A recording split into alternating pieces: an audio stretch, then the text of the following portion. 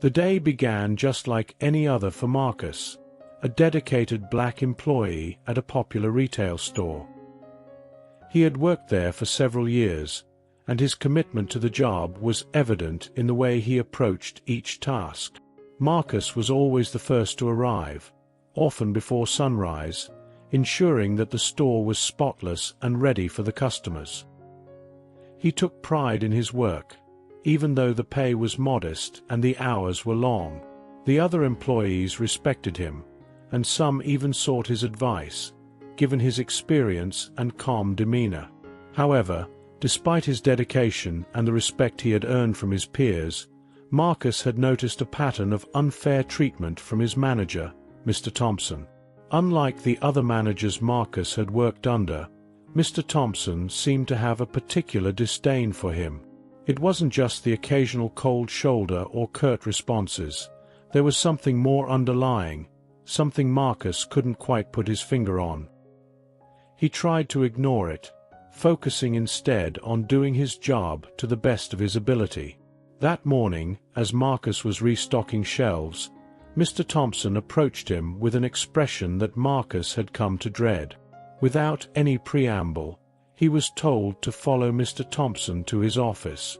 The air in the small office was thick with tension as Marcus sat down. Mr. Thompson's eyes were cold, and his tone was devoid of the usual managerial professionalism.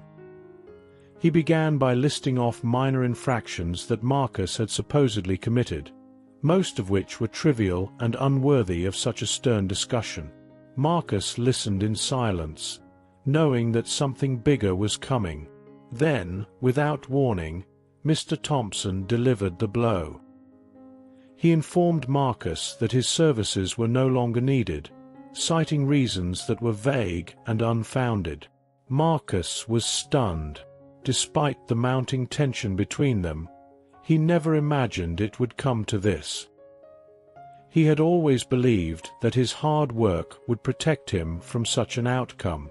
But now, sitting in that small, oppressive office, he realized that this wasn't about his performance at all. It was something much deeper, something rooted in prejudice. As Mr. Thompson continued to speak, Marcus felt a mix of emotions: shock, disbelief, anger.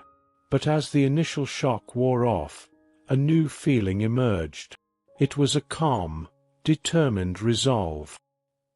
He knew this wasn't the end of his journey, but rather the beginning of something far more significant. After leaving the manager's office, Marcus felt a wave of emotions crash over him. The unfairness of the situation weighed heavily on his shoulders, but he refused to let it break his spirit. As he gathered his belongings from the locker room, he replayed the conversation in his mind. Every word, every accusation, only fueled his determination to rise above this injustice. He knew he had been wronged, but he was not going to let this setback define him. Instead, it would be the catalyst for something greater. As he walked out of the store for what felt like the last time, Marcus noticed the sympathetic looks from some of his co-workers. A few approached him, offering words of comfort and expressing their disbelief at the manager's decision. They knew how hard Marcus had worked, and they could see through the flimsy excuses Mr. Thompson had given. However, Marcus remained calm and collected, reassuring them that he would be fine. He thanked them for their support, but deep down, he was already planning his next move. Marcus spent the rest of the day reflecting on his options. He knew he couldn't just let this go without a fight. The more he thought about it, the more he realized that this wasn't just about him. It was about standing up against the kind of discrimination that too many people faced every day. He decided to take action, not just for himself, but for others who might be in similar situations. That evening, Marcus reached out to a few trusted friends and mentors. He explained what had happened and sought their advice on how to proceed. Among those he contacted was an old friend who was a prominent civil rights attorney.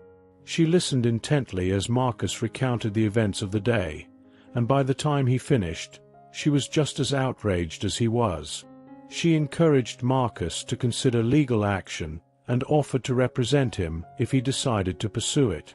Empowered by the support of his friends and determined to make a difference, Marcus made up his mind.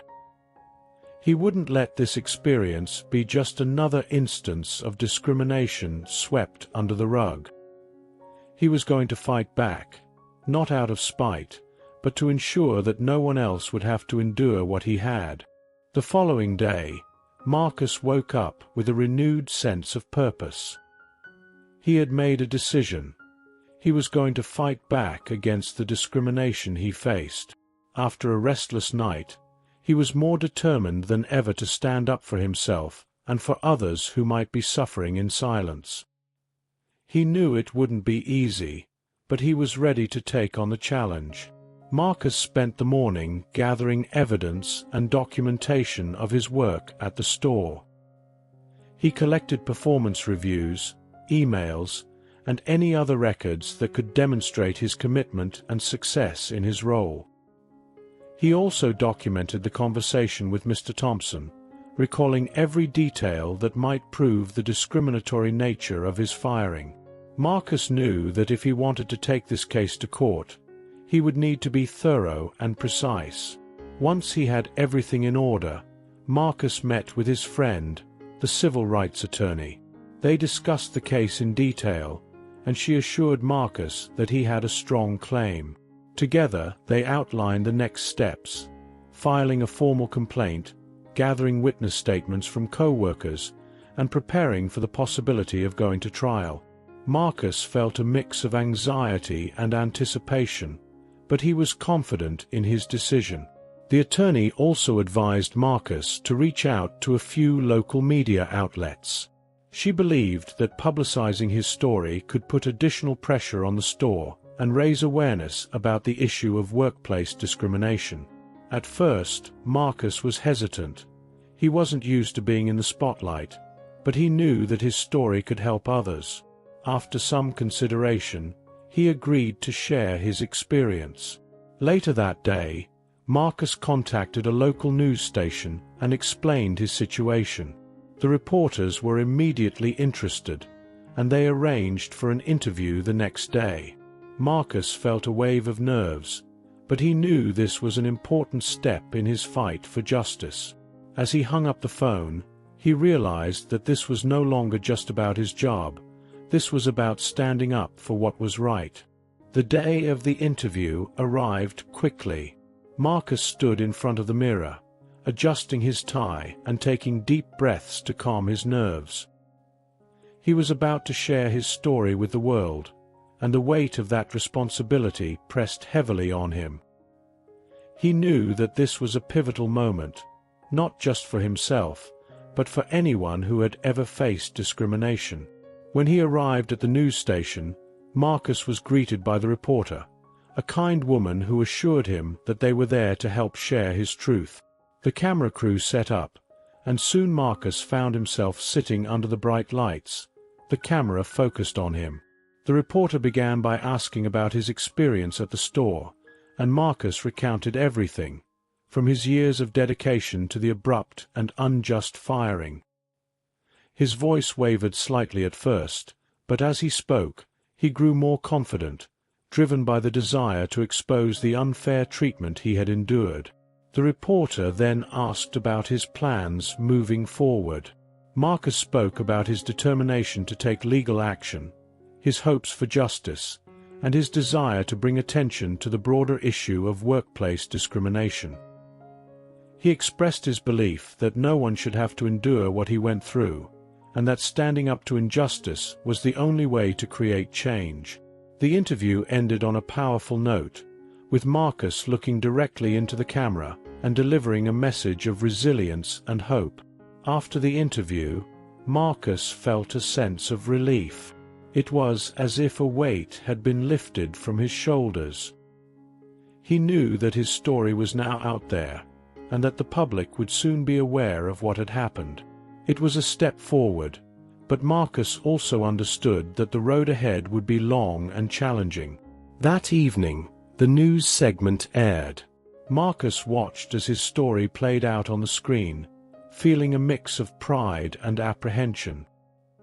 He had put everything on the line, and now the world knew what he was fighting for. As the segment ended, Marcus's phone began to buzz with messages of support from friends, family, and even strangers who had seen the broadcast. But not everyone was supportive.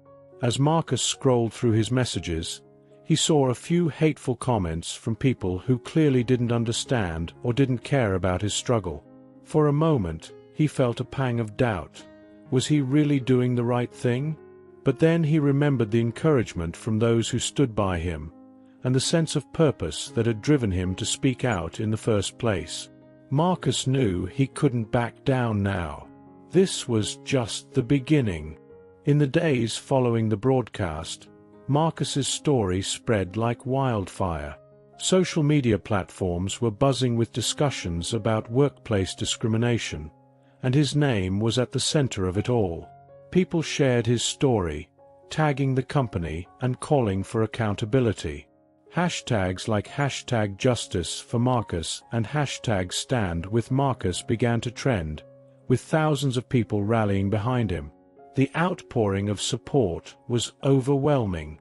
Marcus received messages from people all over the country, some sharing their own experiences of discrimination, others offering legal advice, and many simply thanking him for having the courage to speak out. It was clear that his story had struck a chord with many, and the momentum was building. However, the attention also brought new challenges. The company he had worked for was now under intense scrutiny, and they weren't taking it lightly. Lawyers representing the company reached out to Marcus, urging him to retract his statements and settle the matter privately. They offered him a significant sum of money to keep quiet, but Marcus knew that accepting would mean compromising his principles. He refused the offer, determined to see the fight through to the end. As the days passed, the situation escalated. The company released a public statement denying any wrongdoing and attempted to discredit Marcus, claiming that his dismissal had nothing to do with discrimination. They painted him as a disgruntled former employee, trying to damage the company's reputation out of spite. This was a critical moment for Marcus. He knew that the company's narrative could sway public opinion if he didn't respond effectively. He consulted with his lawyer and decided to hold a press conference. It was time to confront the accusations head-on and reinforce his stance. On the day of the press conference, Marcus stood before a room full of reporters. Cameras flashed as he took his place at the podium. His lawyer stood beside him, but it was Marcus who would do the talking. With a calm yet firm voice, he addressed the company's claims, providing detailed accounts of the discrimination he had faced and reaffirming his commitment to seeking justice. He made it clear that he wasn't just fighting for himself, but for anyone who had been treated unfairly. The press conference was a turning point. Marcus's resolve and integrity shone through, and it became evident that he wasn't going to back down. Public opinion began to shift even more in his favor, and the pressure on the company intensified. The support from the community, combined with Marcus's unwavering determination, made it clear that this battle was far from over. Following the press conference, the company found itself in an increasingly precarious position. Public pressure continued to mount, and many customers began boycotting the company's products and services. The negative media coverage wasn't just affecting their image, it was hitting their bottom line. Internally, the company's leadership was in turmoil. The board of directors convened emergency meetings to discuss the crisis, but no solution seemed adequate. The company's attempts to dismiss Marcus's claims had backfired spectacularly, and they were now facing a full-blown PR disaster. Meanwhile, Marcus's legal team was preparing for the next stage of the battle. They had gathered substantial evidence to support his case, including testimonies from other employees who had witnessed or experienced similar discrimination within the company. These employees, emboldened by Marcus's courage, were now willing to come forward and share their stories. As Marcus's lawsuit gained traction, it became clear that the case wasn't just about one man's fight for justice. It was about addressing a toxic work culture that had gone unchecked for far too long. The media began to focus on the broader implications of the case, with discussions on racial discrimination in the workplace becoming more prominent. One day, Marcus received a call from a prominent civil rights organization. They had been following his case closely and wanted to offer their full support. They proposed organizing a rally outside the company's headquarters to bring even more attention to the issue. Marcus agreed, knowing that this would be a powerful way to show the company and the public that the fight was far from over. The rally was scheduled for the following week, and in the days leading up to it, anticipation grew. Social media was flooded with posts about the event, and people from all walks of life expressed their intention to attend. It wasn't just about supporting Marcus anymore. It was about standing up against injustice in all its forms. The day of the rally arrived, and Marcus found himself standing before a massive crowd. The energy in the air was palpable, and the sheer number of people who had shown up left him both humbled and inspired. Holding a microphone, Marcus addressed the crowd, thanking them for their support and urging them to continue the fight against discrimination. The rally was a resounding success. The media coverage was extensive, and the company's executives watched in dismay as their headquarters became the epicenter of a movement for justice and equality. The message was clear. The community was not going to stand by and allow discrimination to be swept under the rug. In the days that followed, the company's board of directors faced a stark reality. They had no choice but to take responsibility for what had happened. The pressure was too great, and the damage to their reputation was too severe. They began to discuss the possibility of a public apology and the steps they could take to make amends. The company's decision-makers were in a state of crisis. The public outcry, combined with the relentless media coverage and the powerful rally, had left them with no choice but to reconsider their stance. Behind closed doors, the board members debated the best course of action, knowing that any misstep could lead to further damage. Eventually, the CEO, who had been conspicuously silent throughout the ordeal, called for an emergency press conference. It was clear that the company needed to make a statement, and this time, it had to be different. The plan was to offer a public apology and announce a series of changes designed to address the issues raised by Marcus and others. The press conference was heavily promoted, with the company hoping that this gesture would be enough to quell the growing unrest. On the day of the event, the room was packed with reporters, cameras, and curious onlookers.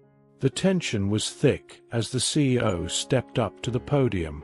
In his speech, the CEO began by acknowledging the company's failings. He admitted that the handling of Marcus's demotion had been mishandled, and that the company had not taken the necessary steps to foster an inclusive and fair work environment. He apologized directly to Marcus and to all the employees who had suffered in silence. But the apology, while significant, was only the beginning. The CEO then announced a series of initiatives aimed at addressing the deep-rooted issues within the company.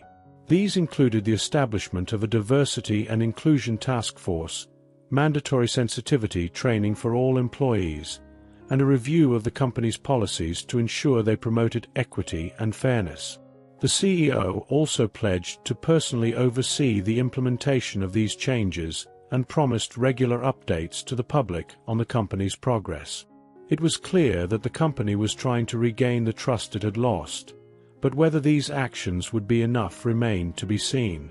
As the press conference concluded, the reaction was mixed. Some viewed the apology and the proposed changes as a step in the right direction, while others remained skeptical, believing that the company's actions were merely a public relations move to save face. Marcus, watching from home, felt a sense of cautious optimism. He knew that the battle was far from over, but at least there was now a glimmer of hope that real change could be on the horizon. The following day, Marcus received a call from the company's HR department. They wanted to schedule a meeting to discuss his reinstatement and the possibility of working with him to improve the company's culture. Marcus agreed, but with a firm understanding that he would not return to his old position unless he saw genuine commitment to the promises made during the press conference. As Marcus prepared for the meeting, he reflected on how far he had come since the day he was humiliated and demoted. He had taken on a powerful corporation and forced it to confront its own shortcomings. But more than that, he had sparked a broader conversation about workplace discrimination, one that had resonated far beyond the walls of the company. The meeting was set for the next morning, and Marcus knew that the outcome could set the tone for everything that followed. Would the company live up to its promises, or would this be just another empty gesture? Marcus was determined to find out. The next morning, Marcus arrived at the company headquarters with a mix of anticipation and resolve. The building, which once felt like a place of opportunity, now loomed with the weight of the battles he had fought. As he walked through the lobby, he noticed the glances of employees. Some were supportive, while others seemed unsure. Word had spread about the upcoming meeting, and everyone was eager to see what would happen next. He was escorted to a large conference room, where the company's top executives were waiting. The atmosphere was tense but cordial. The HR director, the CEO, and several board members were present, each one keenly aware that this meeting could determine the company's future reputation. The CEO started the discussion by reiterating the company's apology and its commitment to making real changes. He acknowledged Marcus's courage in standing up against the injustices he had faced and admitted that the company had a lot to learn. "We want to do better, Marcus," the CEO said, his tone earnest. "We want to make this a place where everyone, regardless of their background, can thrive. And we need your help to get there." Marcus listened carefully, weighing the sincerity of the words. He had heard many promises before, but this time he needed to see action. "I appreciate the apology," Marcus began, his voice steady. "But words alone aren't enough. If I'm going to help you make this change, I need to know that you're fully committed, not just today, but in the long term." The HR director nodded in agreement. "We've outlined some initial steps, but we'd like your input on how to make these changes effective. Your experience and insight are invaluable." Marcus considered this for a moment. "If I'm going to be part of this, I need a clear role, not just as an employee, but as a leader in this transformation. I want to work directly with the Diversity and Inclusion Task Force, and I want to ensure that the changes we're talking about are not just surface level." The room was silent for a moment as the executives exchanged glances. They hadn't expected Marcus to be so direct, but they respected his approach. The CEO was the first to respond. "Agreed. We will create a new position for you, Director of Diversity and Inclusion. You'll have the authority to implement changes, review company policies, and ensure that our workplace culture aligns with the values we've discussed." Marcus was surprised by the offer, but didn't let it show. It was a significant step forward, and it showed that the company was serious about change. "I'll accept the position," Marcus said, "but on one condition. I want to bring in external experts to assist with the overhaul. We need unbiased perspectives to identify the issues we might not see." The CEO agreed without hesitation. "Consider it done. We'll bring in a team of consultants to work alongside you. And Marcus, you'll have our full support." The meeting continued for over an hour, with Marcus outlining his vision for the company and the steps needed to get there. By the time it ended, there was a palpable sense of progress. Marcus left the building feeling cautiously optimistic. He had been given the power to effect real change, and he intended to use it. As the news of Marcus's new role spread throughout the company, the reactions were mixed. Some employees were excited about the prospect of a more inclusive workplace, while others were skeptical, wondering if this was just another corporate maneuver. But one thing was clear: the company was entering a new era, and Marcus was at the helm.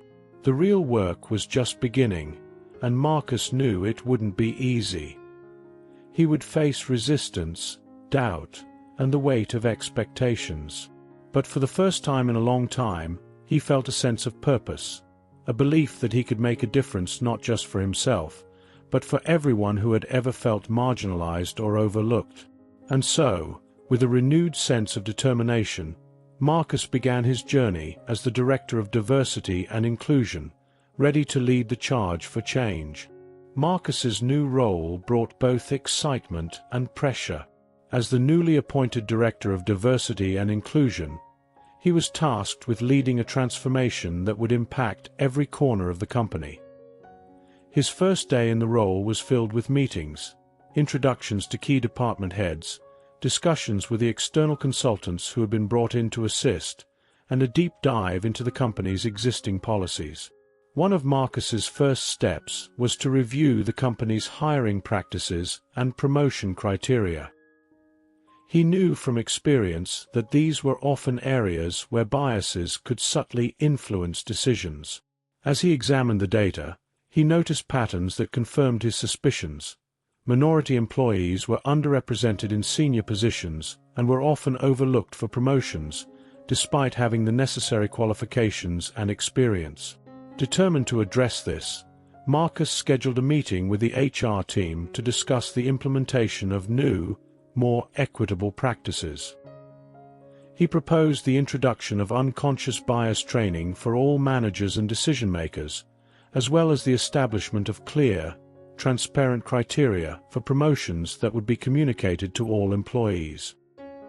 His goal was to create a system where merit truly dictated advancement, free from the influence of personal biases or favoritism.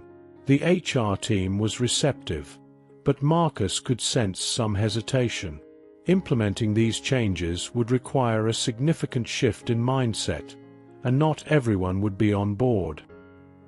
He knew he would face resistance, particularly from those who were comfortable with the status quo or who didn't believe that change was necessary.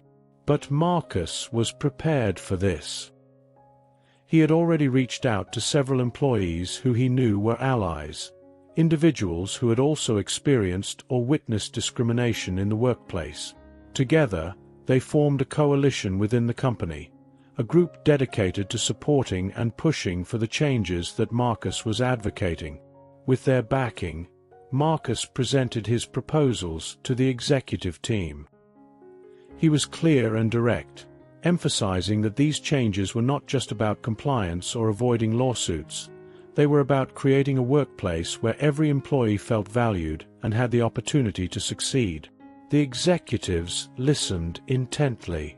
They had seen the backlash the company had faced after Marcus's initial experience, and they knew that failing to act could lead to further damage to their reputation. But they also recognized the opportunity before them. By embracing Marcus's vision, they could position the company as a leader in diversity and inclusion, a model for others in the industry to follow. After a tense discussion, the executives agreed to move forward with Marcus's plan. They committed to rolling out the new policies company-wide, with a promise of regular reviews to ensure they were being followed. Marcus was given the green light to begin the implementation process, and the company's internal communication team was tasked with sharing the news with all employees. As word spread about the upcoming changes, Marcus found himself at the center of attention. Employees from all levels of the company began reaching out to him, some to express their support, others to share their concerns or ask questions. Marcus made it a point to be accessible, setting up regular office hours where anyone could come to discuss the changes or share their experiences. It was a challenging time, but Marcus thrived on the work. He knew that real change wouldn't happen overnight, and that there would be setbacks along the way. But for the first time, he felt like he was in a position to make a difference, to create a workplace where everyone had a fair shot at success. The changes Marcus was spearheading would take time to fully take root, but the seeds had been planted. As the days passed, the company began to feel different, a place where people could start to see a future where their race, gender, or background wouldn't hold them back. But the journey was far from over, and Marcus knew that the real test of his efforts was still to come. As the new policies began to roll out, the atmosphere at the company started to shift. Employees were curious, and some were skeptical, but there was a noticeable buzz of anticipation in the air. Marcus had made it clear that this was just the beginning. Real change would require ongoing effort and commitment from everyone involved. One of the first visible changes was the launch of the Unconscious Bias Training Program. Managers from every department were required to attend, and while some approached it with genuine interest, others were more resistant, viewing it as just another corporate mandate. Marcus, understanding the importance of buy-in, decided to lead the first session himself. Standing before a room filled with senior managers, Marcus shared his own experiences, both personal and professional, that had led him to this point. He spoke about the biases he had encountered throughout his career and how they had impacted his growth and opportunities. His words were honest and raw, and as he spoke, he could see the shift in the room. Managers who had initially been dismissive were now leaning forward, listening intently. The training sessions were designed to be interactive, with exercises that challenged participants to recognize their own unconscious biases and understand how these biases could influence their decisions. Marcus was there to guide them, to encourage open discussion, and to ensure that everyone left the room with a deeper understanding of the impact their actions could have on others. As the sessions continued over the following weeks, the feedback Marcus received was overwhelmingly positive. Many managers admitted that the training had opened their eyes to behaviors and attitudes they hadn't previously recognized in themselves. Some even approached Marcus privately to thank him, expressing a newfound commitment to fostering a more inclusive environment within their teams. But not everyone was on board. Marcus knew that there were still pockets of resistance within the company. Individuals who were comfortable with the old ways and who saw the new policies as unnecessary or even threatening. One of the most vocal critics was a senior manager named Alan, who had been with the company for decades. Alan made no secret of his disdain for the changes, often making snide comments during meetings and dismissing the importance of diversity initiatives. Marcus decided to confront the issue head-on. He scheduled a one-on-one meeting with Alan, determined to understand his concerns and, if possible, bring him around. The conversation was tense at first, with Alan expressing his frustration over what he saw as political correctness gone too far. But as Marcus listened, he realized that Alan's resistance was rooted in fear. Fear of losing his status, fear of change, and fear of being seen as irrelevant in a rapidly evolving company. Rather than challenging Alan directly, Marcus took a different approach. He shared stories of how embracing diversity and inclusion had benefited other companies, leading to greater innovation, improved employee morale, and even better financial performance. He also highlighted how these changes could help the company attract top talent and appeal to a broader customer base. Slowly, Marcus saw Alan's defenses begin to lower. The older man wasn't entirely convinced, but he agreed to give the new policies a chance. Marcus knew it was a small victory, but an important one.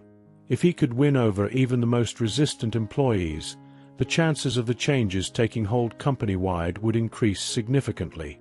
As the weeks turned into months, the impact of Marcus's work began to be felt more broadly.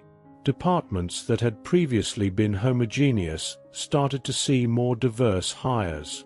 Employees who had once felt marginalized now felt empowered to speak up and share their ideas.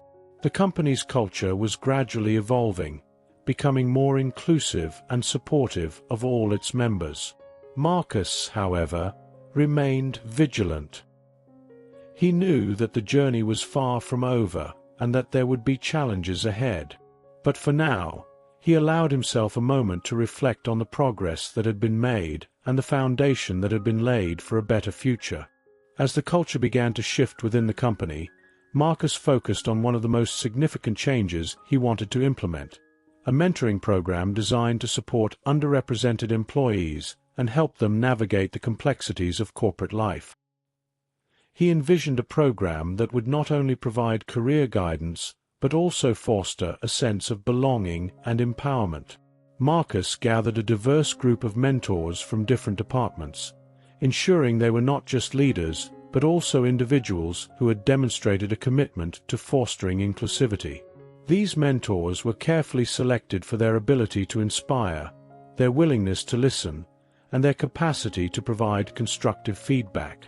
Marcus himself took on several ments, eager to share his experiences and help guide the next generation of leaders. The launch of the mentoring program was met with enthusiasm from many employees who had previously felt overlooked. For the first time, they saw a clear path to growth within the company, supported by leaders who genuinely cared about their development. The program paired ments with mentors who could offer advice on everything from career advancement to navigating office politics. One of Marcus's ments was a young woman named Jasmine, a talented analyst who had often felt her ideas were dismissed by her superiors. Under Marcus's mentorship, Jasmine blossomed.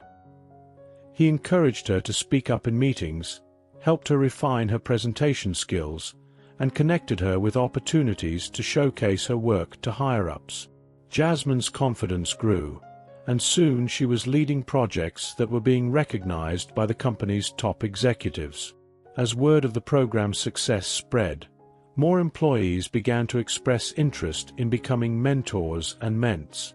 The program became a cornerstone of the company's new culture, helping to break down barriers and create a more supportive and inclusive environment. Marcus was particularly proud of the way it was fostering relationships between employees who might not have otherwise crossed paths. However, not everyone was happy with the changes. A small but vocal group of employees continued to resist the new direction the company was taking. They felt that too much emphasis was being placed on diversity and inclusion, and that these efforts were detracting from the company's core business objectives. This group, though small, had the potential to disrupt the progress that had been made. Aware of the undercurrent of discontent, Marcus decided to address it directly.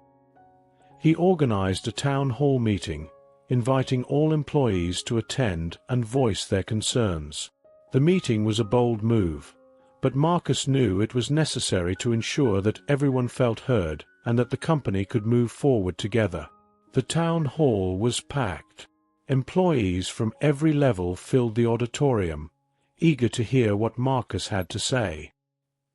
He began by acknowledging the concerns that had been raised, emphasizing that the changes were not about sidelining anyone, but about creating a more equitable and successful company for everyone. He shared data showing how companies that embraced diversity outperformed those that didn't, highlighting the tangible benefits that the new policies were already bringing to the company. He also reminded everyone that the company's success depended on the contributions of all its employees, and that fostering an inclusive environment was essential to unlocking everyone's full potential. As Marcus spoke, the mood in the room began to shift. Some of the employees who had been most resistant to the changes started to see things differently. They realized that the new direction wasn't about taking anything away from them, but about giving everyone the chance to succeed. By the end of the town hall, the energy in the room was palpable. Marcus had not only addressed the concerns, but had also managed to rally the majority of the employees around the new vision for the company. There were still challenges ahead, but Marcus knew that with the support of his colleagues, they were on the right path. With the company on a new trajectory, Marcus felt a deep sense of accomplishment, yet he knew that the journey was far from over.